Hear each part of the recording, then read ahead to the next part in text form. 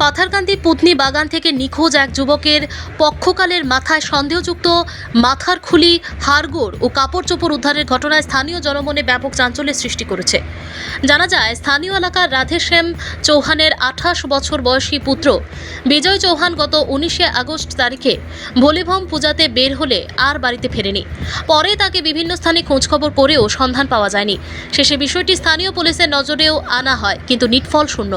এভাবে প্রায় 17 দিন পর বৃহস্পতিবার নিখোঁজ যুবকের বাড়ির প্রায় 1 কিলোমিটার দূরবর্তী পুতনি কুকিতল সড়কের পার্শ্ববর্তী একটি কালভার্টের পাশে কিছু পরিত্যক্ত কাপড় চোপড় দেখে সন্দেহ হয় স্থানীয়দের।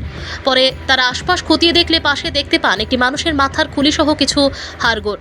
শেষে খবরটি গোটা এলাকায় ছড়িয়ে পড়লে মৃতের পরিবারের লোকেরা এসে পরিত্যক্ত কাপড় চোপড় দেখে মাথার খুলিটি বিজয়ের হতে পারে বলে ধারণা করেন। শেষে পুলিশ এসে মৃতদেহের অংশসহ কাপড় চোপড় উদ্ধার করে ফরেনসিক টেস্টের জন্য গুয়াহাটিতে প্রেরণ করে। এই কাণ্ডে একাধিক প্রশ্ন দেখা দিয়েছে এলাকার সচেতন মহলে। অনেকের ধারণা, বিজয়কে কে বা কারা সুযোগ বুঝে হত্যা করে অন্যত্র মাটি পোঁতা করে রাখে। বর্তমানে হয়তো অন্য কোনো কঙ্কাল সহ তার কাপড় চোপড় এখানে ফেলে রেখে পুরো কাণ্ডের মোড় ঘুরিয়ে দেওয়ার চেষ্টা করছে। অন্যদের ধারণা, কঙ্কাল সহ মৃতের কাপড় চোপড় কোনো বন্য প্রাণী মাটি খুঁড়ে বের করে এখানে টেনে এনেছে। কেননা যেখানে কঙ্কালটি পাওয়া গেছে সেখানে মৃতদেহ মাটি পোঁতা করলে তার দুর্গন্ধ পেতেন স্থানীয়রা।